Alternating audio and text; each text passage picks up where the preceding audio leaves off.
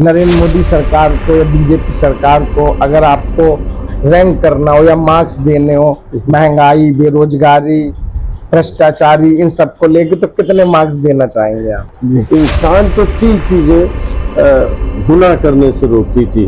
पैदा करने वाले का खौफ जी, सरकार का खौफ जी, और समाज का खौफ। मुस्लिम महिलाओं के सशक्तिकरण पर आप क्या कहना चाहेंगे? अगर सर हम बात करें मुस्लिम युवाओं की, महिलाओं की, तो जो उनको रोजगार के अवसर हैं वो और बढ़ने चाहिए या सरकार मतलब मुहैया करा रही है, सही है? सरकारों को काम करना चाहिए। अब उसमें कुछ ज्यादा नजरअंदाज किए गए हैं, कुछ कम नजरअंदाज किए गए हैं, कुछ बहुत नजरअंदाज किए गए। क्या आपको लगता है कि भारतीय राजनीति में मुस्लिमों को, वोटों को केवल वोट बैंक के रूप में ही देखा जाता है, जो उन्हें कार्य होने चाहिए वो हो रहे हैं? नमस्कार दोस्तों, आज हम आपको मिलवाने वाले हैं ऑल इंडिया मिली काउंसिल के वाइस प्रेसिडेंट एवं मुस्लिम पर्सनल लॉ बोर्ड के सचिव यासीन उस्मानी से। होंगे हमारे कुछ बेबाक सवाल, तो बने रहिए the first watch news channel के साथ। सर, आपने कल इस्लामिक इंटेलेक्चुअल बोर्ड की एक मीटिंग यहाँ पर आयोजित की, देश भर से लोग यहाँ आए। वक्फ बोर्ड पर 2024 में जो सरकार अमेंडमेंट लेकर आई है, उस पर आप हमारी जनता को, हमारे लोगों को सरल भाषा में समझा सकें तो सर कैसे समझाएंगे?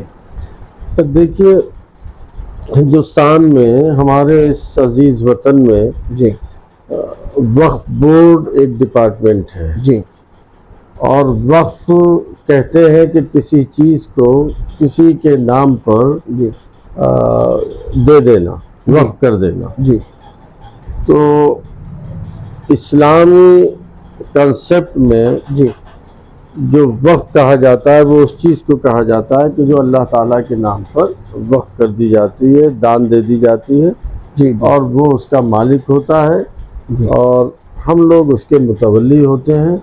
और वो जो दे देता है वो अपनी एक डीड करता है कि मैंने जिस चीज़ को अल्लाह ताला के नाम पर वक्फ किया है, जी, उसको इस चीज़ में खर्च करना। जी, तो वो जब अपनी मंशा के मुताबिक जो लिखता है, हमारा डिपार्टमेंट उसको वही खर्च करेगा जो वो लिख गया, जी, जी, और जिस पर्पस के लिए उसने उसको वक्फ किया है। जी, तो वो वक्फ जो होता है वो गरीबों के लिए, कमज़ोरों के लिए, मजलूमों के लिए, तालीम के लिए, मजहबी कामों के लिए, चैरिटेबल चीज़ों के लिए, जी, वो वक्फ जो वो दे जाता है कोई भी व्यक्ति, वो उसमें उसका खर्च होता है, उसकी आमदनी वहाँ जाती है।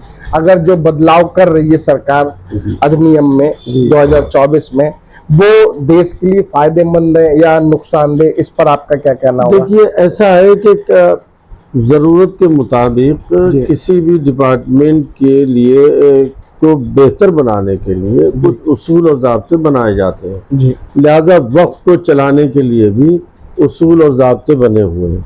1995 में एक बहुत ही अच्छा एक एक्ट बना जी, और उसमें काफ़ी मेहनत करके, एक्सरसाइज के साथ उस वक्त की सरकार ने वक्फ एक्ट बनाया। जी, अब वो वक्फ एक्ट जो है सन 2013 तक लागू नहीं हुआ। जी, मौजूदा जो हुकूमत है वो 14 में आ गई। जी, जब से वो एक्ट लागू भी नहीं हुआ, अब मौजूदा केंद्र सरकार एक नया एक्ट लेकर के आई है, जी, और उसमें 40 से ज़्यादा उसने अमेंडमेंट किए हैं 1995 वाले एक्ट में। जी, हमारा सवाल ये है कि जब हमने उसकी स्टडी की, हमारे लीगल एक्सपर्ट ने, जी, हमारे इस्लामिक स्कॉलर्स ने, तो हम इस नतीजे पर पहुंचे हैं कि वो जो 1995 का एक्ट है, जी, वो बहुत ज़्यादा सफिशेंट है, काफ़ी है, बेहतर है। जी, अगर वही नाफिज किया जाए, उसी का इम्प्लीमेंटेशन हो, तो किसी नए अमेंडमेंट की कोई ज़रूरत नहीं है। जी,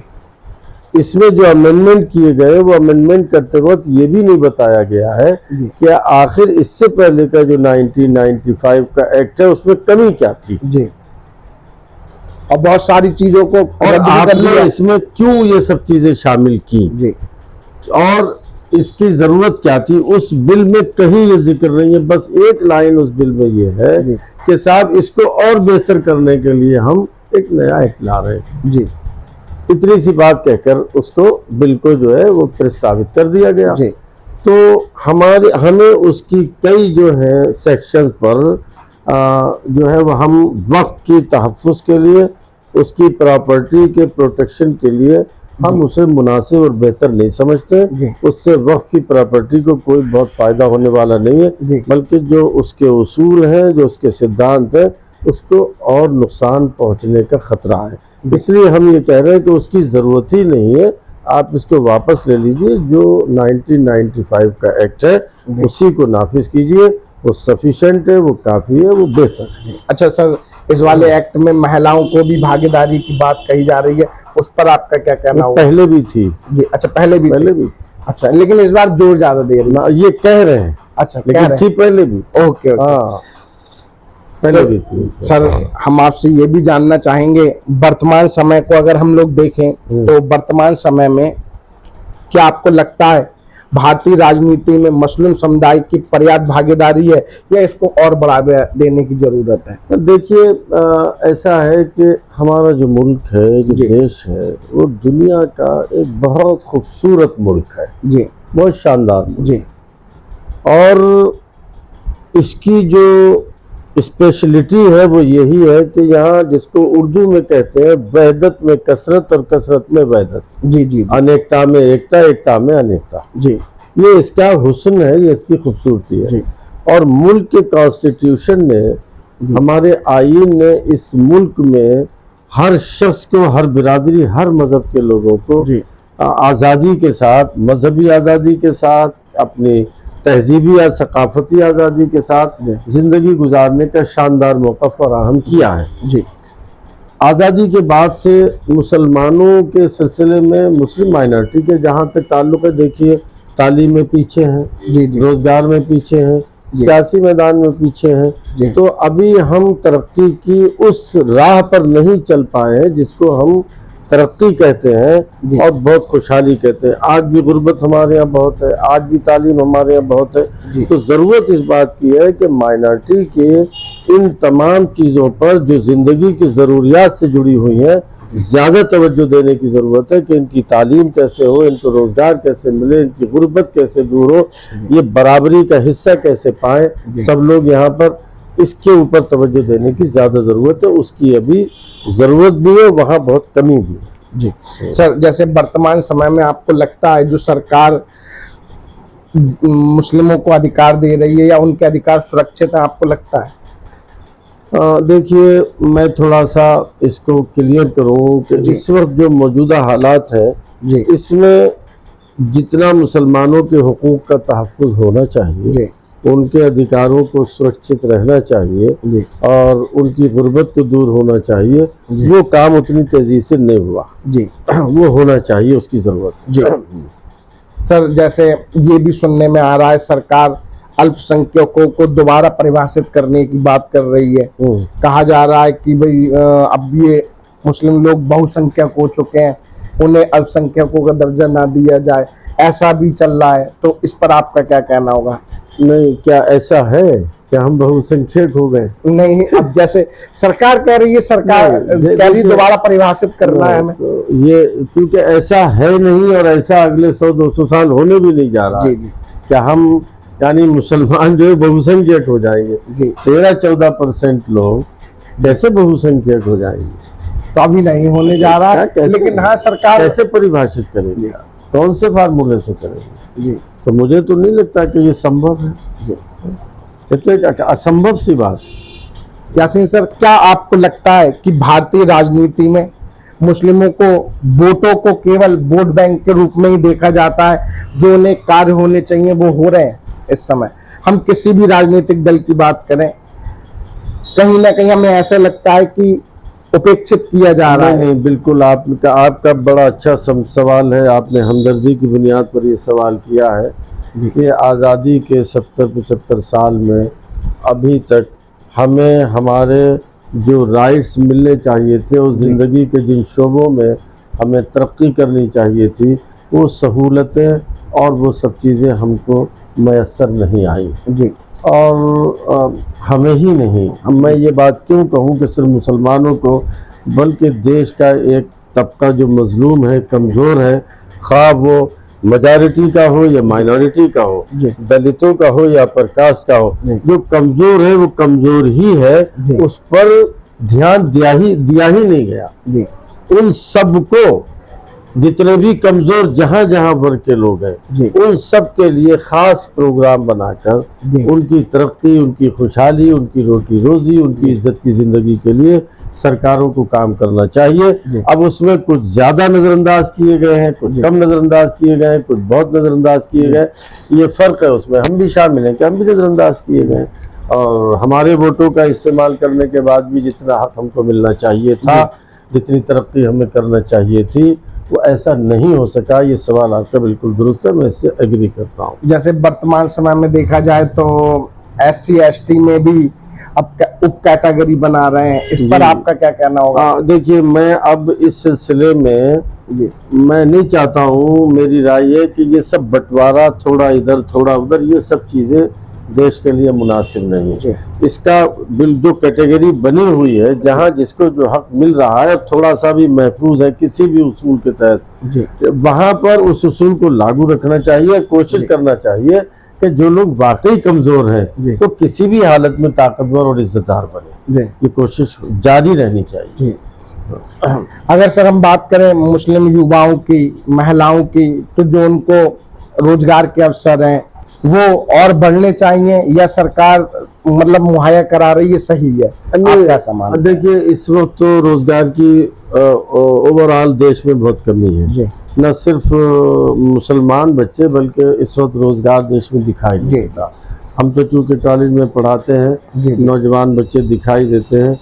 रोजगार की कमी है, रोजगार के लिए लोग परेशान हैं। रोजगार उपलब्ध कराने के लिए रिसोर्स सरकार को पैदा करने चाहिए। आने वाले समय में हमारे देश में रोजगार एक बड़ा मुद्दा बन सकता है, और ये एक बड़ा इशू है, आज भी, पहले भी था। आने वाले वक्त के लिए ये मुद्दा ठीक नहीं है। नौजवानों को रोजगार के लिए हमारी सरकार को रास्ते बनाने चाहिए। अगर सर मैं आपसे पूछूं, नरेंद्र मोदी सरकार को या BJP सरकार को अगर आपको रैंक करना हो या मार्क्स देने हो, महंगाई, बेरोजगारी, भ्रष्टाचारी, इन सब को लेकर, तो कितने मार्क्स देना चाहेंगे आप?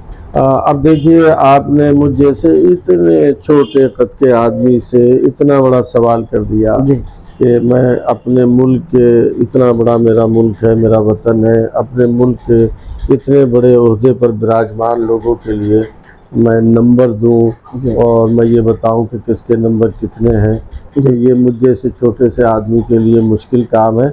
अलबत्ता ये जो हुकूमत है वो हमारी भी है, सबकी है, वज़ीर आज़म हमारे हैं, सबके हैं।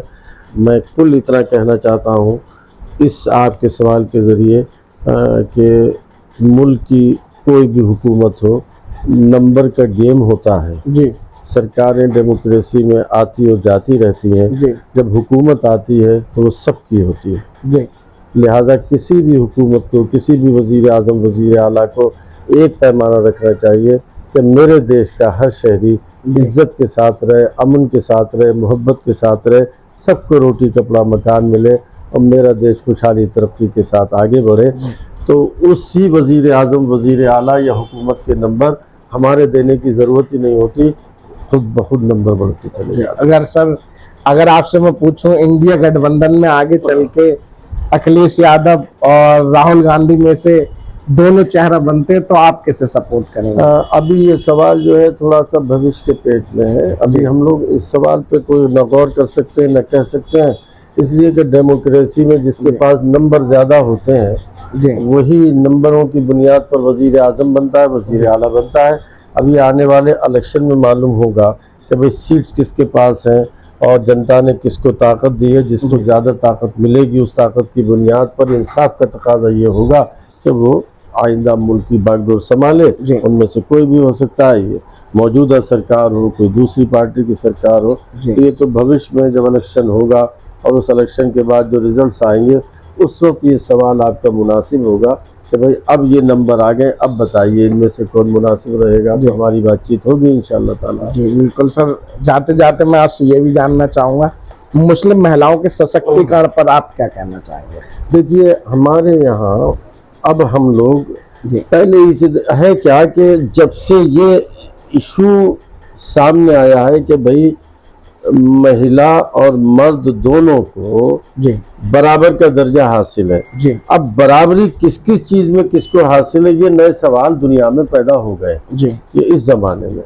अब तमाम मज़ाहिब में और इंसानी तारीख में इस सवाल का जवाब ये था कि भाई महिलाएं ताकतवर हो घरेलू लाइफ के लिए, जी मर्द ताकतवर हो बाहर की जिंदगी के लिए। जी वो घर की मालिकन है और मर्द बाहर से बच्चों के लिए अपने रिसोर्स के जरिए से कमा करके लाए, और महिला औरत जो है वो घर को संभाल कर वहाँ की राजा बादशाह बनकर अपनी फैमिली को आगे बढ़ाए। जी उस मामले में तो महिला हमेशा से ताकतवर रही है जी हमारे यहाँ भी और दूसरों के यहाँ भी।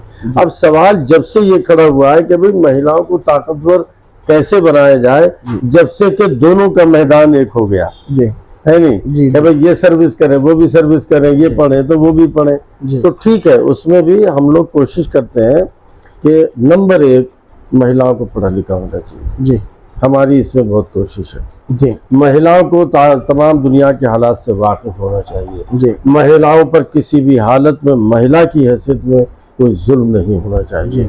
जितनी हैसियत मर्द की है इज्जत के साथ, उतनी हैसियत औरत की है। जी औरत को मर्द को बराबर की इज्जत हासिल है, जुल्म ना हो, ना इंसाफी ना हो, तालीम याफ्ता हो, इज्जत के साथ रहे और वो अपनी महिला की हैसियत से ताकतवर हो। ये हमारा नज़रिया है और हम इसमें अपनी कोशिशें कर रहे हैं। अब आप देख रहे हैं कि मुस्लिम समाज में तो ख़ास तरीके पर महिलाओं की तालीम पर जोर दिया जा रहा है। बच्चियाँ खूब पढ़ रही हैं, आगे बढ़ रही हैं, लेकिन अभी हिंदू मुसलमान सिख ईसाई सब में बहुत ज़्यादा ज़रूरत है कि इस पर और ज़्यादा प्रयास किए जाएँ। अभी आपने देखा होगा कोलकाता के आरजी कर में भी एक ऐसा वाक्य होता है, महिलाओं को इतनी बेरहमी से मारा जाता है, और भी कई वाक्य, मणिपुर का वाक्य है। इस पर आपका क्या कहना होगा? ये बड़े दुखद है, बड़े दुखद। ये शरीफ लोगों का, अच्छे लोगों का, जो इंसानियत से हमदर्दी रखते हैं, उनका दिल दुखा जाते हैं। और ऐसा नहीं है कि हुकूमतें इस तरफ ध्यान नहीं दे रही हैं, सख्त से सख्त कानून भी बन रहे हैं। जी इसके बाद भी ये जो दिल दहलाने वाली घटनाएं हैं ये रुक नहीं रही है। उसकी देखिए असल वजह ये है कि कानून बनता था 2-3% लोगों के लिए जो खराब हुआ करते थे या जो करप्शन होता था। अब मसला ये हो गया है कि ज़माना, नया दौर तरक्की के नाम पर उस रास्ते पर चल पड़ा है कि जहाँ सारी बातों का तमीज़ उठता चला जा रहा है। इंसान तो 3 चीज़ें गुनाह करने से रोकती थी: पैदा करने वाले का खौफ, सरकार का खौफ और समाज का खौफ।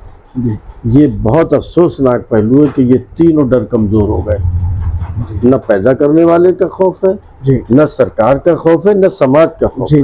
और जब 3 डर इंसान को, सरकार का डर रोका करता था कि भाई मुझे कानून सजा दे देगा, और समाज का डर इसलिए आदमी को सताता था कि मैं बाहर नहीं निकल सकता, समाज मेरे खिलाफ कार्रवाई करेगा, और ऊपर वाले का डर रात के अंधेरे में रोकता था गुनाह से कि खुदा देख रहा है, ईश्वर देख रहा है, मुझे गुनाह नहीं करना चाहिए। इत्तेफाक ये है कि इस नई रोशनी में ये तीनों डर कम हो गए और आदमी बेलगाम होकर के वो गुनाह कर रहा है कि जिससे इंसानियत हिल जाती है। हम सब लोगों को, खास तरीके पर धार्मिक लोगों को, सामाजिक लोगों को मिलकर इस बुराई के खिलाफ लोगों में अवेयरनेस पैदा करनी चाहिए कि ये अजीम गुनाह है जो तुम्हारे हाथों से हो रहे हैं और इस गुनाह से बचने की कोशिश करो। मैं समझता हूँ कि सरकारों से ज़्यादा ज़रूरत है समाजी और धार्मिक स्तर पर इसके लिए कोशिश करने की कि लोग खुद समझें कि हमको इन गुनाहों से बचने की ज़रूरत है। ऐसा मेरा मानना है। धन्यवाद सर, आपने हमें समय दिया। वैसे आप बहुत बिजी रहते हैं, लेकिन आपने हमें समय दिया, उसके लिए मैं आभारी हूँ आपका। धन्यवाद। आपने वक्त निकाला, आपने कष्ट किया, मुझसे मेरी बात सुनी, और मैं इसके लिए आपका बहुत बहुत शुक्रगुजार हूँ। धन्यवाद सर।